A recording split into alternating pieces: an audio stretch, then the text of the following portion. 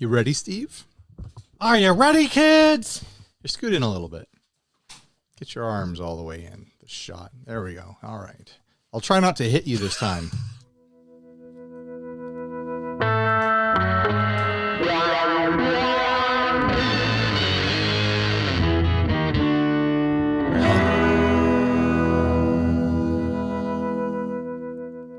Hey everyone, I'm Ryan. And I'm Steve, and this is 60 Cycle Hum, the guitar buying. Have you bought a guitar lately? Yeah, I bought a guitar lately. Okay, I haven't. Selling? Have you sold a guitar? I have. I've sold a guitar recently. Trading? I haven't traded in a while. Fixing? Yeah, I fixed a guitar. I adjusted a truss rod yesterday. Oh, breaking. Have you broken any? Always. I'm always breaking guitars. For modding? Modding, yeah, I've been modding. Yeah. I'm starting to get the sense that you're not doing as much as I am, Steve. Reviewing? Yeah, I've been doing reviewing. Obviously reviewing. Yeah, demoing is what I call it. Yeah.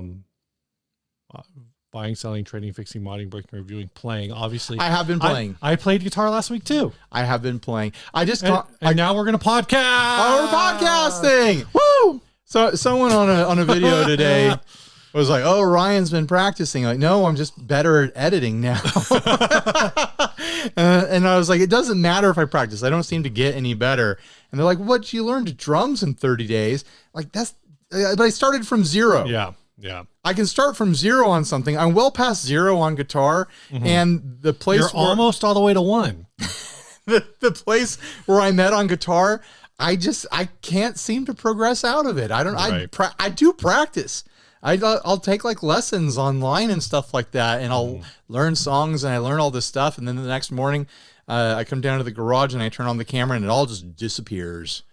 And I'm just back to playing safety riffs. You know, when you think about it, and especially like the safety riff thing, right? Like, I have to imagine that like you think about things as like, like you just said, like you practice it and then you come in and the next day you're like, oh crap, I don't remember any of it.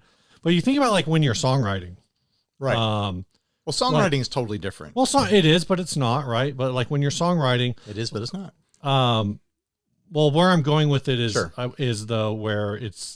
where it's less different, in my opinion, is that when you are writing a song, like, yeah, maybe you wrote it in one night, but how many times are you going to practice that with your band before you're like, okay, we should perform this now? Right. So I think that's kind of like, that's a part of practicing that like, I know I struggle with. Where it's like, oh, I learned this thing, but I can only play it really slow. And it's getting through that process of like I said, like when you write a song with a band, you might practice it for 2 months before. We've accidentally fallen into a topic at the beginning of this show. Yeah. But like the guitar playing Ryan who noodles on camera and just like tries to play things to demonstrate whatever is very different from songwriting and performing Ryan, who has a song planned out and has parts that are orchestrated and crafted to fit and fill out a song and do very specific things. Like noodling Ryan sucks at guitar. I watched a song Ryan, like band Ryan, is just fine because it's stuff that's been rehearsed over and over and over again. Dinosaur Ghost is pretty solid. All right. Everyone else in your band is really solid. No, they're all better than me for sure. They're much better musicians than me. What I was gonna say, but then you like continued to go. Is I watched this video this week by Canadian YouTuber Landon Bailey. Yeah, Landon. Who suggested? Hi, Landon. Who suggested maybe you need a teleprompter. You know, I own a teleprompter, but I guess in this case you would just tab out what you want to play, so it goes on. I don't know. I actually have a list in the notes on my phone of riffs that I do know. I did this one night like 3 months ago. It's like, you're always playing the same dumb stuff. Write out what you actually know, and then you can remind yourself. And I never remember to open up the notes. Oh, yeah. I wrote down like 30 different things. Like, you know how to play this, you know how to play this, you know how to play this, you know how to play this. It's like, how come I never do these in videos? This just sounds like my problem with cooking dinner, where it's like, you ever feel like when you're cooking dinner that you only know how to make like 3 things? Right. But if you sat down and chicken and green beans and potatoes again, you know? Yeah, we're chicken, green beans, and noodles over at my house. But it's like I know how to make other things. Most of the time I don't have the ingredients for those other things, but it's like I know how to make them. And if I wrote them all down, I feel like I'd probably come up with like at least 15 different meals I could put together. So I enjoy cooking. I like the process of cooking, but I do exactly that. It's like, okay, it's 4:30. You got to make dinner for the family. Like, what do you, chicken, green beans, starch. Yeah. You know, like do the same, like, oh, I'll put some seasoning on this. And it's like, is this boring stuff, but it's like, I just got to get a dinner together. When my wife cooks, my wife does not enjoy cooking. Mm-hmm. In fact, she very much the opposite of enjoys cooking. But when she cooks, she finds a recipe that looks exciting and new. She goes and buys the ingredients. She like tries things out and like learns a new thing and makes a sauce and it pours on the meat and like there's a side we've never had and it's fantastic every time. But she hates doing it. Yeah, it also takes like 5 times as long when I cook because I just this will be quick. You know, my this Friday of recording, so last Friday we're way off topic. And that's totally fine. And listening to this, my work is supposed to have a Thanksgiving potluck, and I'm debating I'm debating whether or not to do Brussels sprouts again for it because it's one thing I think personally I'm phenomenal at, but I'm afraid that if because I made them for our Friendsgiving, I'm gonna make them when I host Thanksgiving at my house for a family. That if I have to make them 3 times in one like holiday season, you're just going to phone it in. I'm just going to be like, I don't like making this anymore. Right. I'm over it. After the next day after Friendsgiving, Lauren was like, I got to get Steve's recipe. There's no recipe. It's all in the head, right? That's like what you're going with. Like that's what you're talking about. Like, you know how to do it. Right. The only thing I look up is like, what temperature do I need to set the oven to? Temperature and time. This episode is airing Monday of Thanksgiving week. Yeah. What's your food responsibility this week, Steve? Dude, my food responsibility is like everything. It's everything. Well, we're hosting, so it's at least turkey, Brussels sprouts. We have cranberry sauce already, so those 3 things. I don't know what else. We still got to figure that out with family. We have been told that my brother-in-law is bringing pumpkin cheesecake. Ooh.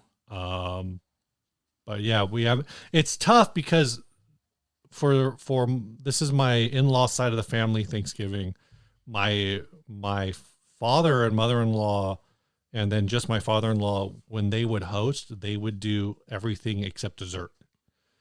So this is the first year that my father-in-law is not hosting. Right. So the pressure is on. We do feel some pressure to like, do we need to prep everything? And I'm like, yeah, but my father-in-law did not have 2 children running around the house when you did. So that's my excuse. But he's not my father. He's my father-in-law. So I can't tell. I mean, I could tell my wife's side of the family like, hey, we need you to do this, but it's not. Like, I don't have that familial connection to them the way my wife does. Speaking of father-in-law, since we're talking about legal stuff here, have you seen the new Joyo pedal? No. It's called Legally Done. Oh, I do. I have seen it. What is it a reference to? It's a noise gate, and there's a whole Reddit post about it where people were like, this had to be like a mistranslation, and someone went through and figured out what words it was probably mistranslated from. So what do they think it was supposed to be? It's supposed to be like completely closed or something like that. Like they're trying to They're trying to indicate that like, sorry, I turned it back into a guitar podcast. It was a Thanksgiving podcast for a minute. They were trying to indicate like this, like it clamps down, like it shuts the case. Like maybe that's like case closed. Case closed. You know? Like that's probably what it was case closed. Right. That makes sense. Legally done. Legally done. Case closed. All right. This first ad was sent by Bill Wilkins. Oh, I'm handling mashed potatoes and I'm making a homemade pumpkin pie. So there you go. Yeah. Nice. Are you going to your parents for? No, they're coming here, but because my parents live 3 blocks away, my mom's going to do the turkey, but she's going to drop it off and put it in the oven. So she does the bagged. She's gonna do the turkey in your oven. Yes, but it's a bagged turkey, which means I don't have to touch it. Right, like it just cooks itself. So like whatever. Oh, okay. Yeah, and then she's gonna do the gravy and a bunch of other stuff. Yeah. All right. The first ad. Right. This ad was sent by Bill Wilkins. Very cool in-house build by one of our employees about this listing says. This build was inspired by Cyberpunk 2077, the video game that took way too long to develop and wasn't actually complete when it was finally released. By no means is this a copy or replica of the actual Cyberpunk 2077 guitar. This is an inspired build. No, this guitar is not perfect. It's built to look like it's old and used. If you know what a relic is, then you absolutely know what you are looking at. If you're on Reverb and you don't know what a relic is, I mean, all right, there are imperfections here and there, but it's a playable guitar that is tuned and ready to play. A bunch of things, a bunch of other things. These details don't. It's a black guitar. Oh, I guess for the listeners, it's a basswood body guitar. It's maple wood. None of this stuff is interesting. None of it matters. I don't know why. Let's talk about what it looks like. No, the guitar's interesting. Well, right, but none of those details are interesting. Well, because you probably didn't take a screenshot of it. You probably just downloaded the screenshot from the No, those are screenshots, baby. Oh. Yeah, I'm screenshotting everything because you asked me to, because you didn't want those .web MPs. Oh, were they not? Well, sometimes they're not .web MPs. Oh, you're saying these pictures. These pictures. Well, I'm saying sometimes the viewers send screenshots. Oh, okay. So yeah. No, I screenshotted these for you, Steve. Gotcha. Thank you. To get them right. It. The thing that, before I even knew that it was a Cyberpunk video game reference guitar, I saw that double bridge going on. I was like, what the heck is going on here? And then I was shocked to find out that that is exactly how the guitar is presented in the video game itself. Double bridges. Well, you assume it's a double bridge. You don't actually know what's under that bridge cover. In the video game, there's a bridge cover, yeah. It's not a bridge cover. That's actually a pickup cover. It has to be. The bridge. It has to be a bridge cover. Presumably, yeah. There has to be a bridge under there functionally. Like, I don't know what the developer, the game designer was thinking when they did this, but it weirdly visually works. Like, they kind of kudos to the video game designer for making this guitar out of actually realistic parts. Yeah. Like, you look at the video game version, you're like, oh, I know what, all of that is plausible. It's not recommendable, but it's plausible. It all looks like a mid-late 80s Ibanez RG got mixed up with like some Teisco parts. Right. And I like those fictional pickups. Like, I like what I'm seeing there. I would buy those pickups. I don't know how I would mount them in anything, but I like it. Like, you've got these big square-ended single coils. Just the thought to cut away the body like that and then to have a secondary bridge behind the bridge for, I guess, for fine-tuning. How much input do you think Keanu Reeves had on the design of this guitar? Probably very little. Sure about that? I don't know. Call up Keanu and see what he says. Yeah, let me just. Oh, hold on. It's bonkers impractical. Hey, Keanu, what number am I thinking of right now? 69, dude. Whoa. All right. It's bonkers impractical, and it makes there's really no reason for it whatsoever.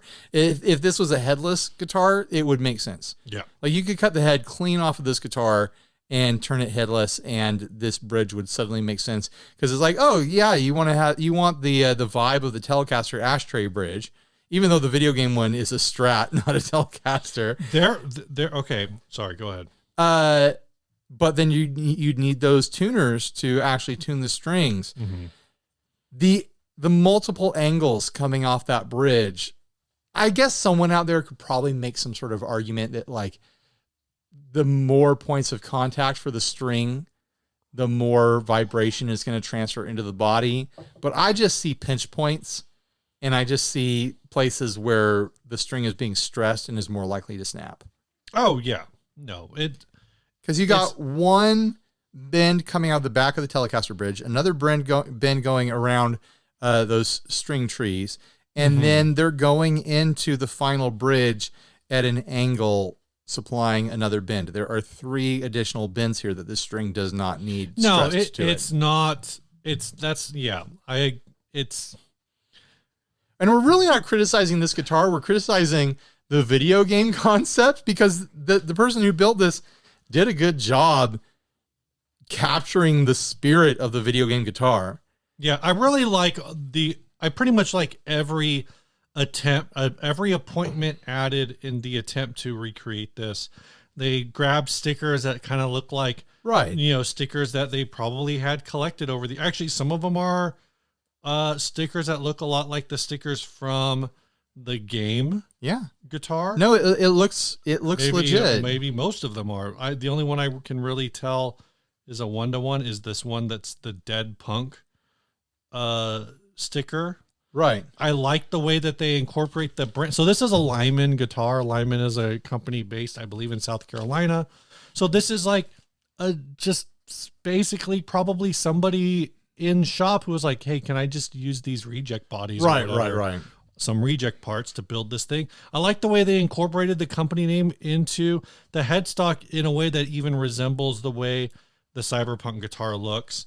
They did the bomb inlays, which is cool. I like the bomb. I think they're spray painted on there. I could be wrong. Oh, no, you might be right. At first I thought they were decals, but now that I look a little closer, which is cool. I think it's probably spray painted. We should be spray painting designs. It might be like spray painted and then clear coat over. Maybe it does Something look like glossy. A big bummer you can see in this picture. Yeah, big old crack. Oh, yeah, big bummer. Maybe that's why they were able to do this, because, like I said, reject parts. Yeah, but like pull that neck off, flood that with glue, and clamp it down real hard. It's gonna be fine. Yeah. That's a nasty looking crack, but it could survive that. I am kind of bummed that crack is not called out in the description, because it does make me question its They clearly intentionally took a photo of it. Yeah. Like they know it's there. Why didn't they mention it? It does say it's playable and that it holds tune. So sure. It's got 6 tuners. It's got 12 tuners on it. It better hold tune. Most of the parts in here are probably just, import parts. They're Artec pickups. Everything's pretty basic. Right. Was there a price on this? $700. $700. Nah. You're out at $700. Yeah. I'm going to say no. It's a fun project, but this is a keeper for the person who did it. Mm-hmm. It's too rough. I know it's intentionally supposed to be rough to match the video game look. Right. It's free shipping though, Ryan. Oh, free shipping. All right. I'll pay more. I don't know. It's hard to pin down a value on something like that. Like I included a screen grab of someone with a YouTube channel who did their own reproduction where they did a Strat shaped one. Right. That one's more of a 1-to-1. That's more of a 1-to-1. And I think they really got the stickers and everything, and even the pickups. I'd love to know what pickups they use. I should go watch that video. But they did similar things. That one, the one that is a 1-to-1, the one in this YouTube video that looks full correct, I can see that going for $700 and up. I think this one, Craft Station one, I think those pickups are just like standard, like a HHS, and they just got those metal rectangular rings. Where do I get those rings? I want those rings. That's a good question. Maybe I'll have to watch the video. Maybe this Craft Station person fabricated those. Yeah. Or maybe they just have a parts list for you. They might have a parts list. They might have an affiliate link, and I can click on someone else's affiliate link for once. Maybe they don't. Well, no, what you do is you click on their affiliate link, you write down the product description, then you click on your affiliate link and type that in. I'll make my own affiliate link off of their affiliate link, and we'll do double affiliate links. That's not how this stuff works. No, that's literally, not the double affiliate link thing, but I bought a roasting pan this week. Sorry, I'm derailing back to Thanksgiving talk. I bought a roasting pan this week, but in order to figure out which roasting pan I needed, first I had to click on the link in a blog, and then once I figured out what the description was, I took that and then I went into one of your videos and clicked the link to open Amazon from yours. So I don't know who actually got the money for that. I'll check to see. Someone bought an e-bike off of my Amazon affiliate link. It wasn't me. Yes, but, yesterday I think, or like 2 days ago. Pelotons are on sale. I don't know if that might not be through. Go buy up a bunch of Pelotons on my affiliate links. Oh yeah, that someone bought like a $450 e-bike, and I got like a $20 commission on it. Like that's how that stuff breaks down. How do you? What else? But yeah, I think that 1-to-1 that this channel made. Yeah, that's going to command north of $700. This one that's like, oh, we had a Telecaster around, and so we did this project to make it in that vein, and there's a massive crack in the heel of the neck. Yeah, I'm not sold on what you're trying to charge. The Cyberpunk one is supposed to have a Floyd style tension string, and this guy does not have that. That takes it from an A to an F. Yeah, complete fail. It's not like you can just buy that part. Nope. I don't know. I'm not seeing it in this little model here. Oh, there it is. It's black though. It's black in the model. But also the one in the model has a bent neck. Maybe that's why the Telecaster one has a broken neck. It's because they're trying to bend the neck. No, but go to the picture before that. Go to screen grab 13. Good old 13. I know. This is like that's the miniature. This is like a Christmas ornament level. Ryan, how much reproduction? How much would you pay for this one with the broken neck? Well, considering that I've never played this game before, nothing. I'm not going to buy it. Yeah, same. Okay, this is what I really want to say about this is I think as a small brand, Lyman Guitars is a relatively small brand. They do show at NAMM every year, I think, for the last several years. I wonder if we'll see this there. I like this as a concept of like a small shop that's like, yeah, we've got some like parts that were damaged in shipping or whatever. So anyone want to just build a project? It's a good proof of concept. Like it's a good like, hey, let's see what we can do. Like we got these parts. Like let's rough it out and see if we can nail this look. And for the most part, they did. Like it's a Telecaster, not a Strat, but other than that, they did a really good job of capturing that vibe. So I don't know. I'm not going to pay $700, but I don't know. Are there Cyberpunk players out there who are excited enough to buy that guitar for $700? Let us know in the comment section. Ready to do some business, Steve? Let's do a business. Yay, business time. Right now, it's everything right now. Right now in the upper tiers of the Patreon, we're doing a Secret Santa. That's one of the perks of joining us on Patreon. We had to limit the tiers, but if you want to support the show, whether at the $1 level or the $21 level or whatever, head on over to patreon.com/60cyclehumcast, where for as little as $1 a month, you can support the show like these folks have. We have new? We do have some new. Elliot Orme, Andrew Fiorella, and Ben O'Neill at the $1 level. At the $5 level, the Noble Kind. Don't know who that is, but the Noble Kind. Thank you for your support. And at the $10 level, Shane Cole and Derek Arnold. So, more than one? More than one. Incredible, guys. So Thank you. Everyone who supports the show, the money you guys send in through the Patreon, they make the Patreon videos like that West Creek guitar video. Yeah. They pay for expenses on trips, like we'll be going to NAMM in a couple months. Yep. They pay for things that we need to buy, like lights and fun little merch things here and there, like stickers. There's services that we have to pay for to host the podcast and things like that. Yeah. And no, we're not anymore. Well, there's services that we have to pay for to do other things like Google Drive. Yeah, pay for Google Drive. I pay for TubeBuddy. It helps me manage video things and stuff like that. There's a lot of little things that, you know how it is. You pay $10 a month for a dozen different things, and it all adds up. Like there's a bunch of stuff that has gotten us over the years that we have to pay for. But I did balance our books. Last week I had said that we were in the red. We're back in the black. Woo! AC/DC style. You hit the sack. I always get that song mixed up with Men in Black. But looking at the books, we do have to be careful until after NAMM, because it's like if everything stays on track in a predictable way, we will have enough money for NAMM. But if we spend extra and go over and I buy extra stuff, then we will be in the red again. So but it's not a huge deal. Because we'll make all that money back because we're not going to spend money on anything again for months after NAMM. But coming up to NAMM, we're going to try to penny pinch a little bit through Christmas. So what I'm hearing is I should not be sending you a reimbursement for the silver Klon that I just bought.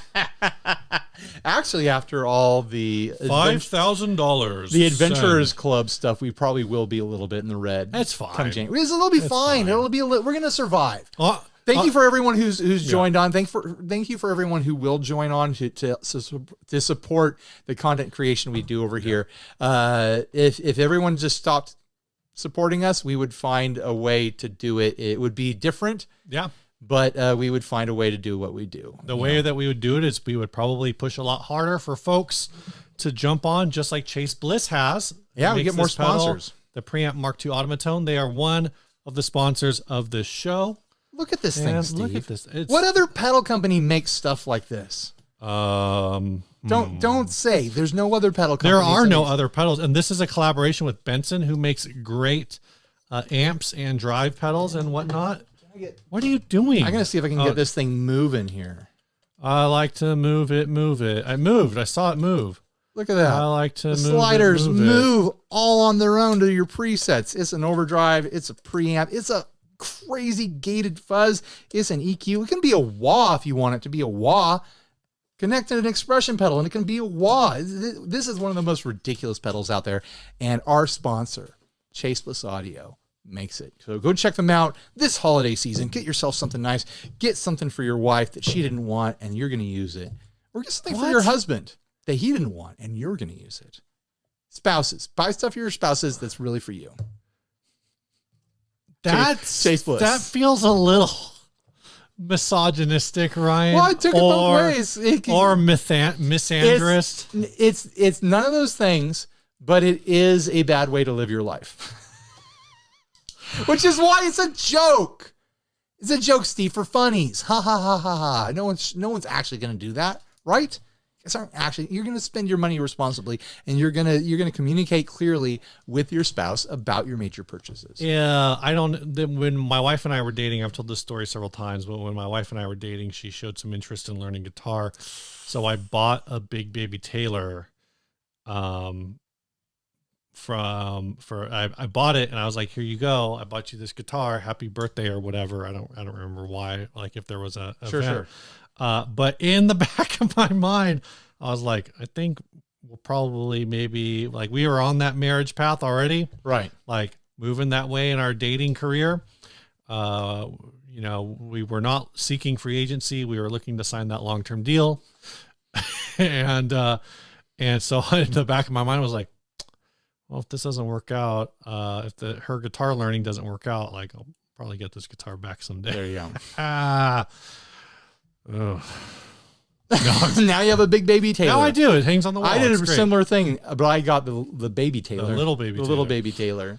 And Lauren didn't learn that either. Yeah. So. All right. This I should sell that thing someday. This ad was sent by Philip over at 40 Watt Podcast. Yep.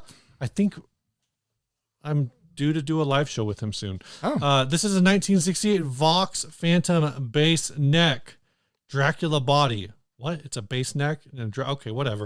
1968 Vox Phantom bass neck and tuners paired with it's an aftermarket body. Yep. Dracula graphics were then added to that. Plays well and would be a nice bass for any horror fan. Comes in an original hard case, reshaped to fit this. It's $450 plus shipping. The neck looks good. I saw $450 and I was like, whoa, pump the brakes. What do we got here? And then I finally caught up to the fact that it's not the original body. I was like, oh, someone put a bunch of stuff on a Phantom body and I could scrape all this stuff off and I could, flip this for mint. How do they know it's not a... I can tell just by looking. It doesn't have the cutaways like the armrest cuts and stuff like that. Like it is an aftermarket body. Gotcha. So, but you are getting a vintage neck. I mean, Vox Phantoms are so cool. Yeah. You're probably getting a vintage body. It's just not the vintage body you want. Is the neck cool enough to buy this for $450. Like, is the neck $450 cool? Because the body is I'm assuming just someone cut it out in their garage. Like, they did a good job. Like, it looks it's the correct shape. It's not 100%, but it's close enough. The collage thing going on with House of Dracula is cool enough. I mean, the Vox Phantom is already almost like a coffin shape anyway, so it works. The bridge is, I'm assuming, not original at all. That pickup does look like a Vox pickup, so it could be an original pickup or some sort of reissue. Vox Phantom basses in their stock condition go for $2,000 up and under. Like, sometimes a lot more, sometimes not much more than that. So is the neck by itself, is that coolness worth $450? This is currently on Reverb right now, Steve. Talk me into buying it. You should buy it. Ryan, the reason you should buy it is because I think this capacitor that they show here is a paper and oil capacitor. Oh, yeah, they've got a vintage capacitor. And I heard on Chasing Tone recently that paper and oil capacitors are very cool. They're so cool. Do they make your guitar sound better? Probably not, but they are very cool. Wasn't there one, like, paper and oil capacitors were like a huge trend like 5-6 years ago? Yeah. There were all these people making them and selling them, and then someone got busted because someone unraveled one, and it was just it was a regular off-the-shelf capacitor wrapped in paper. There was a company who during COVID could not get their regular supply of paper and oil caps, so instead of just discontinuing the product and saying, hey, sorry, we're out, they like wrapped an orange drop. Yeah, they were like rewrapping paper and tape, ceramic or whatever capacitors. That's kind of what you get though for believing in snake oil products to begin with. Is like the people. If you think paper and oil capacitors make you have better tone, you're dumb. That's what Ryan just said. They're cool. You deserve. It's cool to have scammed. that vintage tech, but when the person making it is like, they're not going to be able to tell the difference, that should kind of tell you something. Yeah. Like it's probably not worth dropping big money on this vintage style tech if the person manufacturing it is like, no one's going to be able to tell. It is cool though. It's a cool vibe. How much did you say a Vox Phantom bass normally goes for? Like $2,000 and up. Really? Yeah. Wow. In good condition. Vox Phantom bass. Is that a Vox Phantom 4? These are there's a teardrop. Yes, 1700. Yeah. This pickup looks like a Phantom. It might be aftermarket pickup, though. Like in some ways the poles look really clean on it. So I'm not gonna assume that I know. There it is, 450. Very good. It's still on Reverb. I think if I played bass, this would be pretty tempting to me. There is somebody in Sweden that is trying to sell a 1970 Vox Phantom bass neck that's been refinished. Wow. For $1,000. Somebody's trying to sell a Vox Skybolt Sidewinder bass tuner for $75. This is $450 for the neck, and the neck it might need a refret. It's got the flat fret thing going on, but that's just like vintage style frets anyway. I was gonna say it might just be that style. And for bass, like who cares? Like it's probably super cool and vibey. Oh, these tuners are different than, I think that's a different style tuner than the $75 one. Yeah, Ryan, you should totally buy this. I don't need it, but I want it, but I'll never use it is the thing. I'll never use it for anything. You don't know that. I do know that. I'm never going to play bass in a project. What about... And I have technically 2 basses, but one is a bass 6. What about when you do the like Doom Fuzz thing and you need a bass? And you're then I'll use the bass 6, or I'll use the Dano, or I'll use one of my baritones. But you could be using bass. I know. If I was gonna be a bassist in a band, I would be looking at this pretty hard right now. I think someone else should check it out. If it sucks, I'm sorry. If you buy it and it sucks, I'm so sorry. I didn't mean to push you into a purchase that's not cool or good. Let us but know. If you do buy it, let us know. If someone in this audience buys this, I want to know about it. Let us know in the comments. Yeah, if it sucks or not.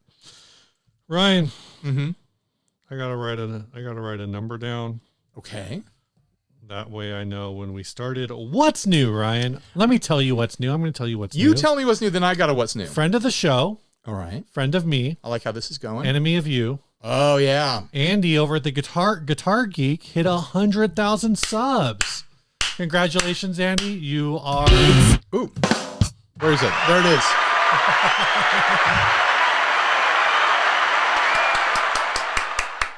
It's incredible. Yeah. I feel so happy for him. Like Andy has been a longtime friend of the show. He's been with us watching basically from the beginning. I got to meet him when we had just hit 20,000 subs. Was that Toman or that was the first time? Hennings? First time I went to Toman, and it's been he's always been like 2 years behind us because he started like 2 years after us, and he's followed the same trajectory. And he's had like Andy and I are friends. We've had a lot of talks about like the struggles of being in this business and making it your full-time income. Right. And it's just so great to see him make it, you know, and he's been having some incredible growth lately. He's pretty much where we were 2 years ago when we hit 100,000 subs.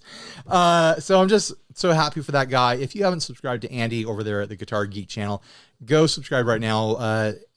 Write down a note to put a link to his channel. He's blown up over there. He's getting a ton of views all of a sudden, a ton of subscribers, and good for him. I hope that this puts a lot of wind in his sails and keeps him going for a long time. So it's significant. Like, it's super cool. I was talking to him about it. It's like, it's really fun to hit that 100K subscriber mark. Yeah. Because in this scene, in the guitar YouTuber scene, it's very, very, very rare to get to the next milestone, which is 1 million subs. Like Rhett Scholl is probably going to hit it. A few others have hit it. Most of us, it'll be 20, 30 years if this channel is still around. Yeah. Till we hit 1 million subs. So it's almost a little bit deflating when you hit 100K. It's like, yeah, I did it. You just need to start. That's the only milestone I'm ever going to hit. And like reality starts to flood in, you know? We just need to come up with some like really creative ways to collab with like, you know, Rick Beato. Rosanna Poncino, like go up there to Rosanna Poncino's house and like she can bake. Does she? I don't think she does. I don't know if she still does the baking thing, but she can bake while you like, she'll bake a cake and you can build a guitar. She'll make a cake guitar. I just, you know, you can both talk shit about Mr. Beast. I don't know who this person is, but sure. She's a YouTuber. Whatever that is, sure, I'm down for it. Like I'd love to go hang out with, you know, Sam the cooking guy or something like that, you know, but he's local. I know. I've met him. Well, did you pitch having him on your show? I hinted that could be a thing and he wasn't having it. So he doesn't care. He did comment on a video. Oh, so, that's true. Yeah, he checked in. He's like, this isn't my thing, but nice meeting you, Ryan. Yeah. But like the work that it takes for channels like Andy's and like ours and so many other like demo guitar YouTube channels is incredible. It's a grind. Yeah. It is like starting a business. You know how when people say like, oh, if you start a business, don't expect to make a profit for the first 5 years. It's just, that's what they used to say. They don't say that anymore. Now what they say don't expect to ever make a profit. Now what they say is, no, and this is legitimately a thing that it's a weird thing is they say like, don't think about how to make $100,000 in sales. Think about making $1 million in sales. So the current like zeitgeist of entrepreneurial advice is basically would be applied to us as like, don't think about how will you build your channel to get 100,000 subs. Think about how will you build your channel to get 1 million subs. Not by doing demos, that's for sure. Yeah, no one, the million people aren't going to subscribe to a demo channel. Are there any demo channels with 1 million? No, they're all like general music entertainment concept, like theory and like inspiration. Is channels. Ola over 1 million? I feel like he's close. Probably, but he's got a whole metal scene thing going on. Like he can't just be a demo channel. You just need to grow your hair out. That's it. And get into metal. Get into metal. I don't want to play that fast. I don't like this. I don't like amp distortion. Metal is just surf with distortion, right? No, but I don't like that. I don't like pinch harmonicking that much. Then you gotta stick to the chuggity chuggas. Maybe Andy wants to do that. Maybe Andy wants to become like a metal-headed general entertainment channel, but I don't want to. I'm happy to continue the grind. I can't speak for Andy, but I'm happy to see that he's made it. He's gonna get the plaque. Good for him. What else is new? I do have something new. Okay. What is it? Vulture Shock. All right. Is no more. What? It's over. The band broke up. I don't have a post-punk band anymore. Your band was canceled. Yeah, well, we did not cancel. Canceled. Like drama that I wasn't canceled yourself. Drama that I wasn't really privy to happened very quickly, and I guess it's over. So there's that. We had a you can't just like replace the one member whoever that was being a dick. No one was being a dick. We had a show on the books finally for like the end of December. And I think maybe the reality of that, like, had people thinking through like, oh wait, what am I doing here? Why are we spending this much on a practice space? What, like, should we be playing a lot more? Like, there were all these ideas floating around that I think contributed to some heads butting. I mean, paying for the practice space, I can see how like coming into the holiday season, that's tough, but this close to the first show, I know. Even if it's a one and done, we had like a dozen songs, and like 8 of them were like ready to get. Look, if they're written down, just let me know what instrument you need me to play. I'll sub in for one show. So I've been working with this band for like probably 9 months now, and yes, that's a bummer. But like, I kind of went into it wanting something casual and kind of light and kind of like, oh, let's just have some fun. Like, we'll be practicing. It was within town for me. I think that was part of the problem, was the singer was coming from Oceanside, which is right. an hour, 40 minutes away or whatever. The drummer was coming from Chula Vista. So they were like feeling the pinch as far as like commutes go and stuff like that. So at least 38 episodes ago was when you were trying to find a band name. Gosh. It's been almost a year. It's been almost a year, because it was wintertime when I went to the first practice. It was like February or March or something like that. But yeah, I had to go to the practice space yesterday and pick up all my gear and haul it all home. So there it is. That's the end of that story. I had a great time. Had a lot of fun playing, working on some songs, writing some songs, getting real loud. I actually already hit up another Craigslist ad. I'm going to go check out to see if I gel with another band this Saturday. So we'll see how that goes. But that band is very much just barely starting out. So we'll see like if I connect to the vibe at all. They want to do like a new wavy sort of thing. So when that band that band's going to take off, like you're going to have your first practice. You're going to have this whole conversation in a year. You're going to do your thing. You're going to have a successful first hangout, practice, whatever. And then in like 2 weeks, Vulture Shock's going to try to like reform, and you're going to be like, guys, I already moved on. Like, I'm out. You know, if come no, it's too late. Come December, they're done. Like, guys, let's do this one gig. I'd be like, yeah, sure. Let's show up. We'll have like 2 practices in a garage or something like that. Like, there's rental spaces that we could use. Where is the show at? I forget. Yeah, it was local. It was local. I forget where it was. Some shithole like the House of Blues or something, probably. Remac. Porter's Pub, Che Cafe. Oh my gosh, Che Cafe would have been fun. Soma. Do they still do shows? I don't know. Do I? Epicenter doesn't exist play the Epicenter. Oh man, gonna play the Mira Mesa Rec. I just want to play music with people and have fun, and I got to do that for nearly a year and write some songs. And you know that the singer was recording all of it, and it's all on YouTube if I want to go back and watch it. I was never really happy with my playing in any of the recordings. I watched them. I wouldn't be happy with your playing either. But it's all recorded. Why is Steve dunking on Ryan so much? He sucks at guitar. Never even seen him play. That's what I do. No, like I always felt like I was working on the parts. I never like played what I would land on and be like, this is done. Yeah. But in the past, like, Because I hit a point like 2 or 3 months ago. It's like, where is this going? When are we gonna actually do something with this? And then so I pulled up my big boy pants and was like, you need to start taking notes on your playing. You need to start taking notes on the parts. Oh, for yourself? For myself. And then I was pushing the band. I was like, okay, let's take this big wash of songs we have. We have like 13 songs on a dry erase board. That's a lot of songs. Let's vote. Yeah, because we were writing a new song like every month or something like that. Yeah. The singer was very prolific with his writing, which is great. I like a month ago, I was like, we gotta like vote, and only the 4s and 3s are gonna make it. So there's 4 members in the band, and everyone voted for songs that they liked, and we ended up with this list of like 8 songs that would have been good to gig with. And I think things getting more serious. That's like a solid 25, 30 minute plus a little. It would have been totally great. Like plus tuning time, you got a 35-minute set. Great dive bar set. Totally great. Totally fine dive bar set. So it's a bummer when things fall apart, but it's also like when I was seeing the texts and seeing the way people were talking about it, I was like, that's over.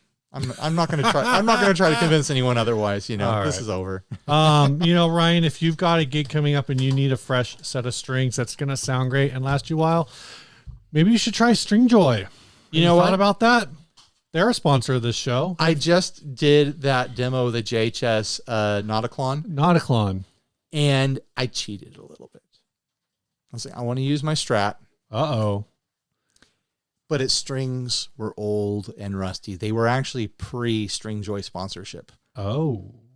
And so I cheated. I made the video sound better by swapping out the strings. For Stringjoys? And putting that very style set, a 10.5 to 50 set from Stringjoy, coated. How is that cheating? On the Strat. Explain to me. It's cheating because it made the guitar sound better. Oh, I have to come clean. I have to be honest with you guys. I cheated.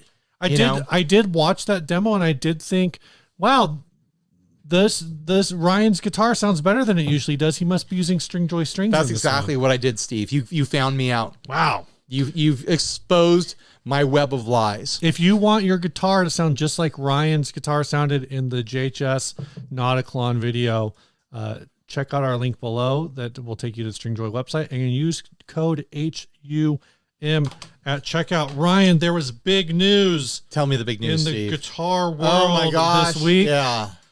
I can't wait to spend as much time as possible talking about this very serious 6 days ago, as of this recording. Yeah, we record on a Wednesday. 10 days ago, by the time this episode hits y'all's ear holes, Slash left Marshall. Oh my gosh.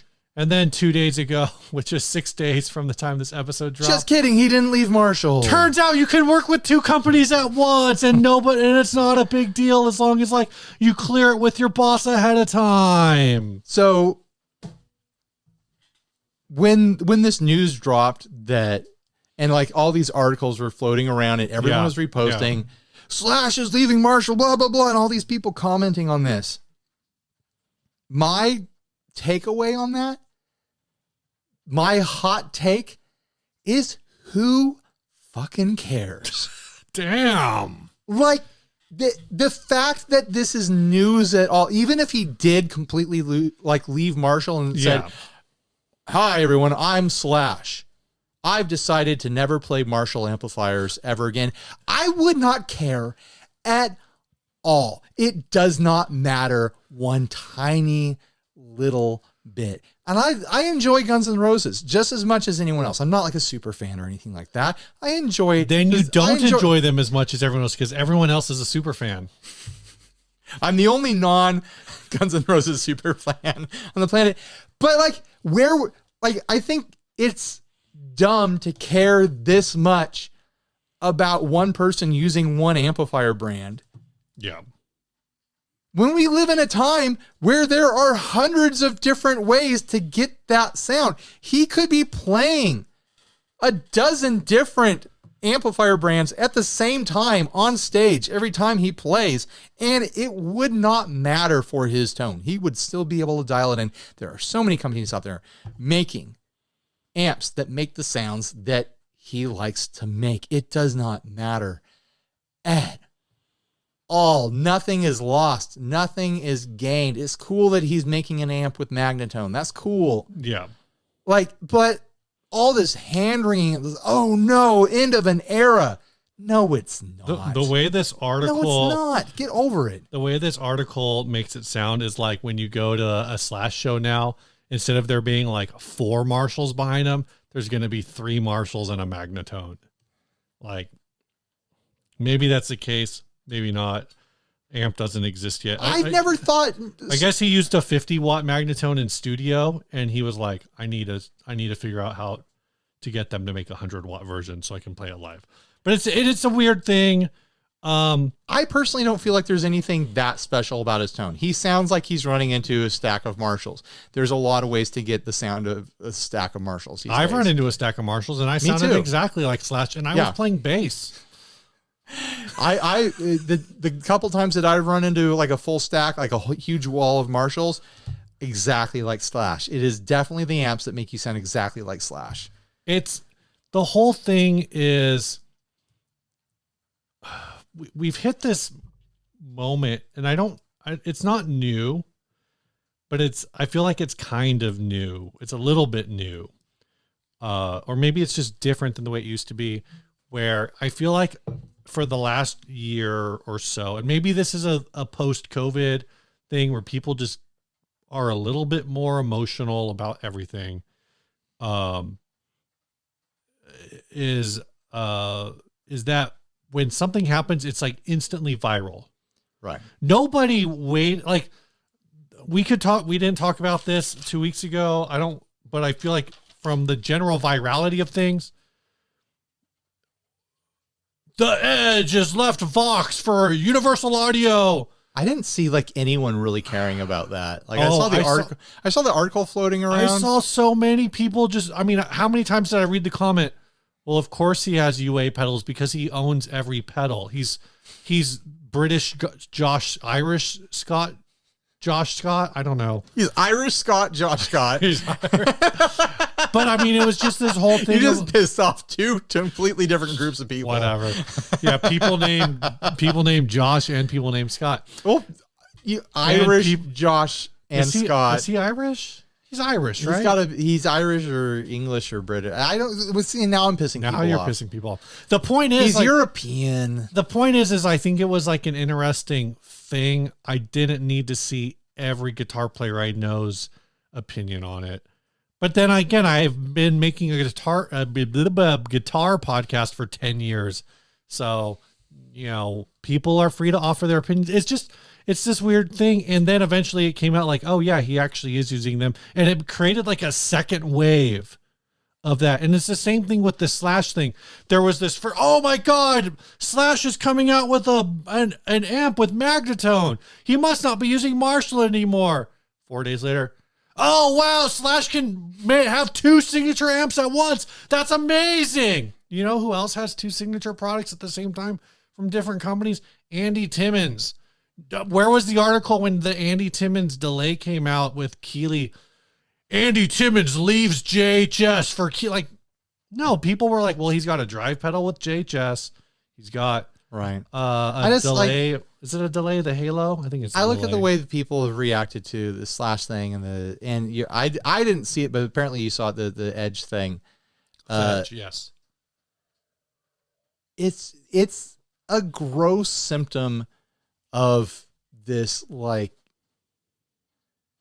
classic rock hero worship nonsense that has been dragging down guitar culture for decades now. Like we can't advance, we can't progress because everything is like, well, does he have a stack of Marshalls or not? Like who cares? Who cares? Let's talk about other stuff. Let's care about other stuff. Like it's infinitely more interesting to me if Slash changed amps all the time.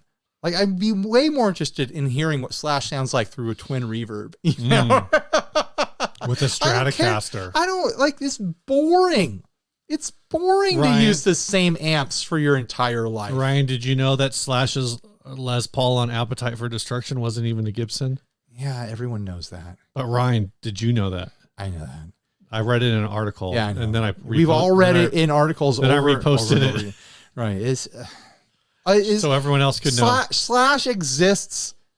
He hasn't existed as a guitarist in decades. He exists as a walking piece of trivia. Right. To sell products. Like, that's it. He was in Guns N' Roses, and he used his, I mean, I don't want to say he used his fame from Guns N' Roses. It's not like it's undeserved. Like, right, no. He was an inspirational guitar player. He continues to be an inspirational guitar player, whether you prefer Guns N' Roses or I have nothing against Slash. The thing I have against is people who cared at all about his amps. Okay, I never thought about this, right? I've never thought about it in this context, but I've thought about this Imagine if other Slash contexts. went full satellite.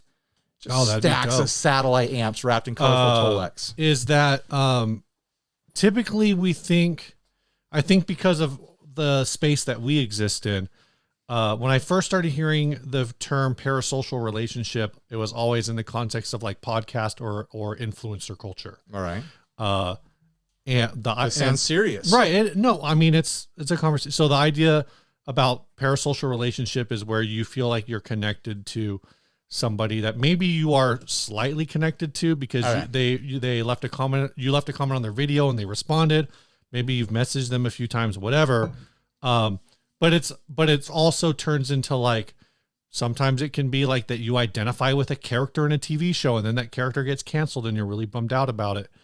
And I hadn't thought about it in this context before, but I think there are a lot of people who, whether or not they've also thought about it, have formed parasocial relationships with like musicians. Sure. And in turn, it's like part of that relationship is I associate, in this case, Slash with a formative period in my life where Slash was playing Les Pauls and Marshalls. And so in your head, whether or not you want to frame it this way, it's like Slash and I and a wall of Marshall stacks are friends. Right. And now that if Slash no longer is using Marshall stacks, our friendship is in trouble. I don't know if I can be friends with Slash and Magnatone stacks. Right. Like it feels like a weird personal transition for people who have never met him and have never owned his amps. Right. You know? And I think that's like a big thing. Is it newsworthy? I would say that if Slash were to leave Marshall, it would be newsworthy, but I think there is a lot of overreaction in part of that. Sure, it's newsworthy, but caring about it exactly is over the top. To like the level that I felt in some of the comments I was reading, it was like, his tone will never be the same. It's like, this man, like, yeah, because the secret recipe inside a Marshall amplifier, no one's cracked that code yet. If Slash puts out a new album or records with a band to put out a new album, whether he plays a Marshall or a Magnatone, or he plugs directly into the console via Boss DS1, right, that record is going to go instantly platinum, and he will make $1 million, and he will still not know that you and I or anyone watching this video, well, maybe some people watching this video, I don't know who watches this video. Maybe Slash watches. Hi, maybe Slash. Hi, Slash. But more, more than likely, he's not going to know anybody who's sharing the Music Radar article on Slash is breaking up with Marshall. Like, he's not going to know any of those people. Right. And so it's this big thing. And I do wonder if that is the framework that maybe makes people caring about this feel a little more relatable for me, is thinking about these reactions as somebody's parasocial relationship is crumbling in their hands, and it was an important relationship. Right. To them. It's like watching someone freak out because the new Star Wars movie doesn't fan service them exactly they want it to. It's like watching someone freak out because Tasha Yar was killed. Hey, I mean, that was another Tasha Yar reference. I mean, that was really unfair, the way that they killed her. That's why they brought her back, because the fans were so pissed that they killed her. They never quite brought her back. They tried, and it was like, well, what are you guys doing? She was in Yesterday's Enterprise. I know. But she also came back as like a Romulan daughter clone or whatever. Yeah. I think it was just a daughter, not a clone. Well, in a way, aren't all daughters clones?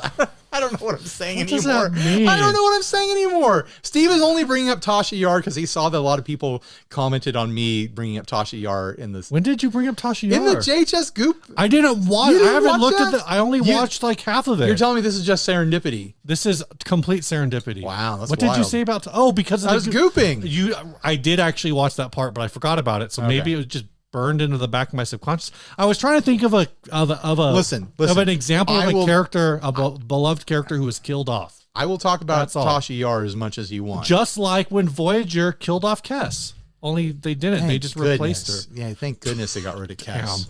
All right. I don't want to talk about Kess. I'll talk about Tasha Yar though. Ryan, this last ad.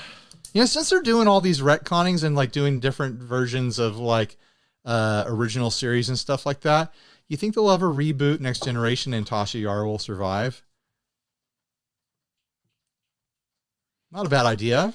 Have you ever pitched that? Are you one of the people who have pitched the idea that they should just reboot a series? I don't know. Like I read a thing the other day that was saying that like everything else gets rebooted. Why not? Everybody wants Star Wars to like get bigger and bigger. Well, not everybody, but a lot of like the people who make Star Wars. With all the multiverse stuff going on, maybe they should reboot Sliders. You could even have Jerry O'Connell in it. Yeah, he's still out or there his acting. brother. Is his brother still around? I don't know. I don't know about his brother. His brother was in stuff. His brother is his twin. Oh, okay. His twin brother. I don't remember. Well, Jerry O'Connell's in Lower Decks, so no, I know. Connection made there. Yeah. Should we talk about Thanksgiving food again? No, hold on. I want to just ask this question. I saw this. I don't remember who the director was, but they were talking about how instead of Star Wars like trying to get continuously bigger, let's fill in this gap here. Let's put us. Let's make a new TV show that fits in between episode 8 and 9 because like it's all kind of fan servicey in a way. Right. When are we gonna get a new Ewoks movie? Characters. You know? The suggestion that this director was making is like, let's just reboot it. You know, let's just start over. Let's just make episode 4 again. Right. But like, let's find some things that we want to change, but this will be Luke and Obi-Wan and Han and Leia doing all the episode 4 stuff. But now it's kind of like the multiverse thing. Like you're just going to start over. It's like they've done with like a lot of other movies. It's just like that American classic movie, Red Dawn. Yeah. You know, that was a huge success when they redid that. Yeah. Were those the same characters? I don't remember. No. Anyway, I don't know. I think we've run out of Star Wars. We don't need any more Star Wars. Well, Ryan, you're in luck because at the end of I think the current phase, they are going to reboot Marvel and just go all the way back to the beginning. And Robert Downey Jr. will start as old Tony Stark in the new Iron Man. I'm so exhausted by Marvel. I don't want there to be any more Marvel. Can we have like a decade of new stuff? We've lost complete track of time because it's like, yeah, everything has just been the old stuff for decades now. Can we have remember when there was new stuff? Can we have new stuff? Can we stop caring about Slash's AMPS and can we stop caring about Marvel movies and Star Wars movies and stuff? Can we please keep making new Star Trek? Because I like the new Star Trek, but everything else, can we have new stuff? Can we have like new culture, please? Can we have a new culture, please? The new Star Trek is really smart. And I think that's why it works. It is. And I think there's ways to make things. And also, like, you don't have to watch Discovery and Strange New Worlds to understand Lower Decks. Star Trek. You do need to watch TNG, DS9, and Voyager. Star Trek always kind of operates with this little wink to the audience. Like, this could get canceled any moment. So let's just have some fun. Yeah. I do think, you know, one of the things that the 2023 summer blockbuster season was supposed to have taught us is that well-made blockbuster movies can still exist, like cinematic universe films. But then the running joke became how like I don't even care if it's movies. I just want new culture. Right. How the Barbie movie was like this big thing and it broke all these. Basically, it was Marvel without being Marvel, right? That's the whole thing. And then the running joke became like, so now like the movie industry isn't going to learn like We just need to go back to writing good stories, and it doesn't really matter if the characters connect with something. Right. Though, Barbie is clearly a throwback to a lot of people's childhoods. Instead, the running joke was like, so what's next is going to be like the Bratz movie and the Raggedy Ann movie. Right. And Polly Pocket movie. And I mean, they already did the Lego movie. That was before Barbie. Lego movie was pretty great. Lego movie was pretty good. All right, Ryan, can we do this last ad? Yeah, let's do it. I tried to do this last ad, and then you started ranting about something. I don't even remember what it was because it was kind of dumb, probably. This is a semi-acoustic. Get into the comments. Let us know how we did. Yeah. I hope that you were able to finesse a bunch more money out of Marshall when they got scared and thought that you were leaving. / we know you're good at guitar, and you can probably promote the product, your new Magnatone, pretty good. I'm just saying, like, you should talk to Ryan about demoing one. Send me a demo unit. I'll suck on it. He'll play some surf music on it. Yeah. This ad was sent by Liam Barboza. This is a semi-acoustic SL custom semi-hollow body Epiphone Les Paul SL project guitar, carved teardrop guitar pick on the back face, single coil and humbucker pickup. Started the project wanting to reshape the body. The vision was white pick guard, new white and gold hardware, 2 white and gold rail humbuckers to replace the original single coil pickups. Just don't have the time or money to buy the hardware. That hardware is not included in the sale. I love that he tells us what his vision was and that he didn't achieve it. I don't have that. Otherwise, the car would be built and not for sale. Just to clarify, I'm looking for a price. $150. No, it's no one should pay $150 for this. Although, like, I wish that he would say in the description what he was trying to achieve with this. Like, he said what he wanted to do with the pickups, but what was he trying to achieve with the body? It looks like a train whistle. It totally looks like a train whistle. Like you blow into the hole that's in between the pickups and it makes a toot toot sound at the back. Yeah. He's taken a new slab of wood and he sandwiched it onto the back in like this teardrop kind of like pick shape. There are sound holes in the back around the edges of this new piece of wood. Yeah. And then there's also a sound hole in the front of the guitar coming out like almost like a coin slot. Yeah. I'm assuming the thinking was it would like project up towards the player. But it looks like fairly slick woodworking going on here. I just want to know why. I want to know what he was thinking. I want to know what his plan was. It seems like he was trying to turn it into an acoustic guitar somehow. Ryan, his plan was white pick guard, new white and gold hardware, 2 white and gold rail humbuckers. But he never bought those parts and they're not included with the purchase. Yeah. Okay. Because everyone looking at this is like, it doesn't look finished. I wonder if he's going to include the parts that he planned to put on there, but he didn't buy. No, everyone wants to know about this crazy woodworking that he did and why he did it, but he's not going to tell. This is why he's telling you this, because he's probably in some local Facebook groups, like guitar Facebook groups. Oh, this is in Ottawa, Ontario, Canada. But the reason he's telling you this is because he wants you to finish the project and then post the pictures on local Facebook guitar groups. And you can be like, oh man, that was it. He did it. Now what you should, no. Okay. So one thing I'll say, if this is 150 Canadian dollars, this is only like 110 bucks. Right. Still probably not worth it, but maybe after a little more shipping, reasonable. Steve, this thing's going to be. I'm saying if you were local, bucks. I'm saying if you were local. That being said, I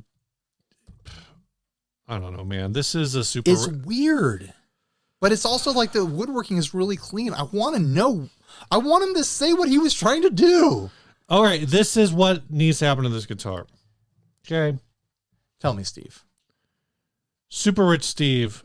Here we go. Turns his massive American USD fortune into a little bit of Canadian scratch. He heads north of the border. You sell a couple dozen bored apes. Yeah.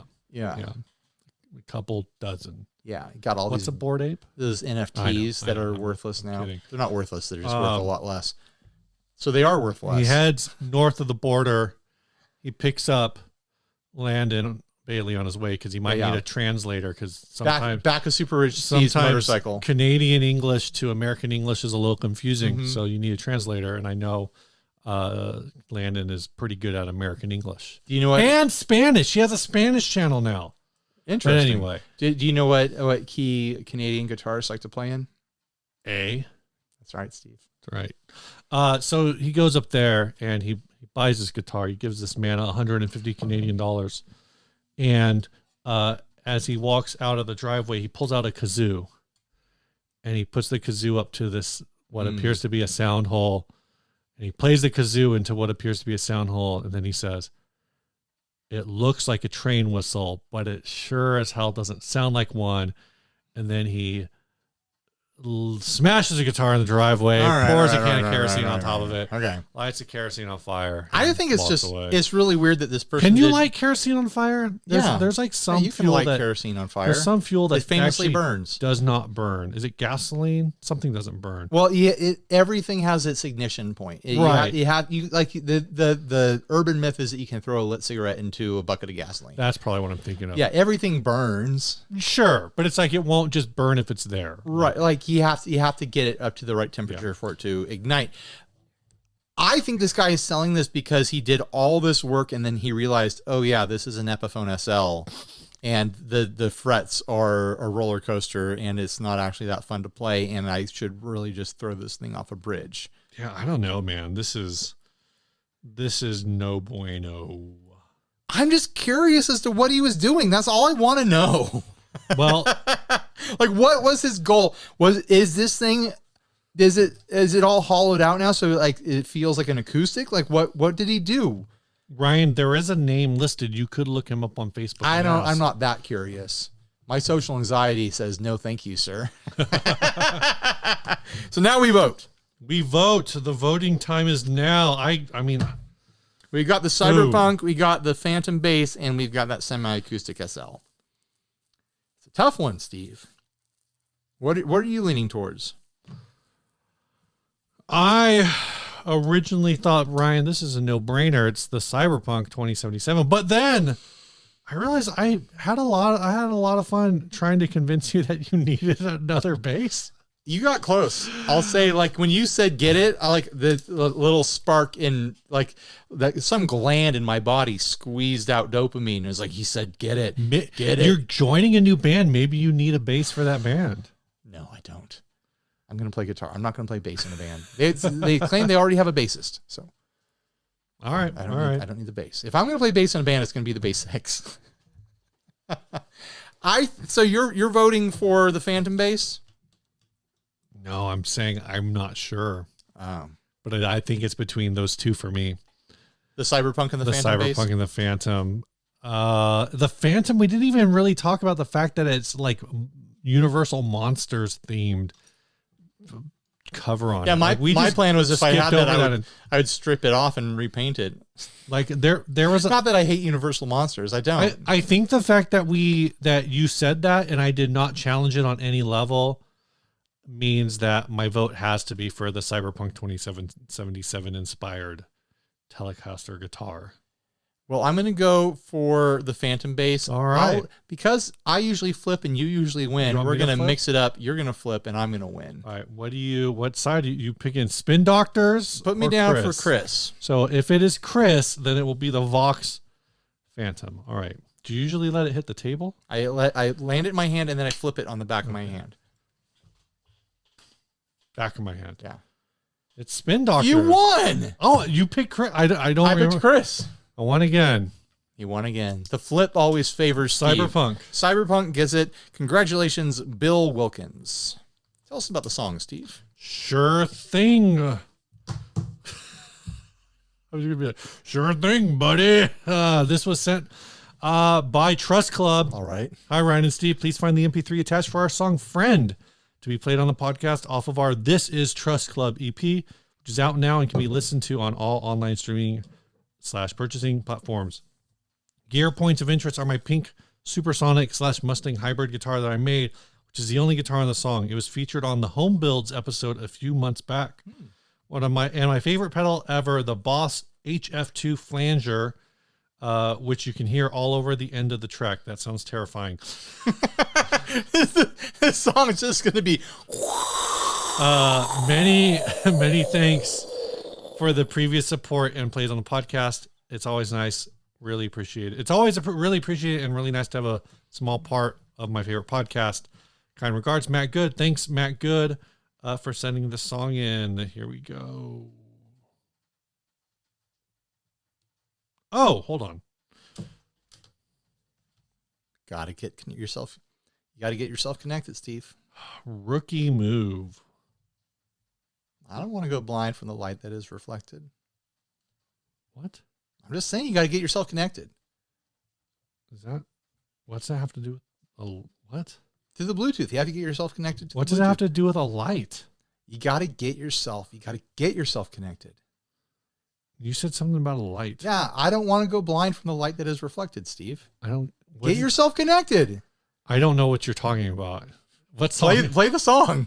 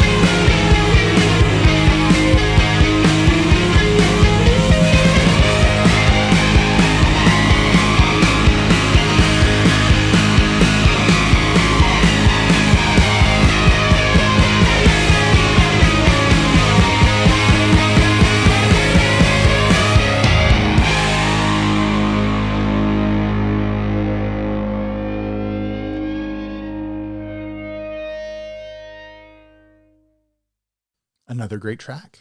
Fantastic. I really enjoyed that flanger there at the end. That is chock full of flangers. All right. Bye, everybody. Stay grounded.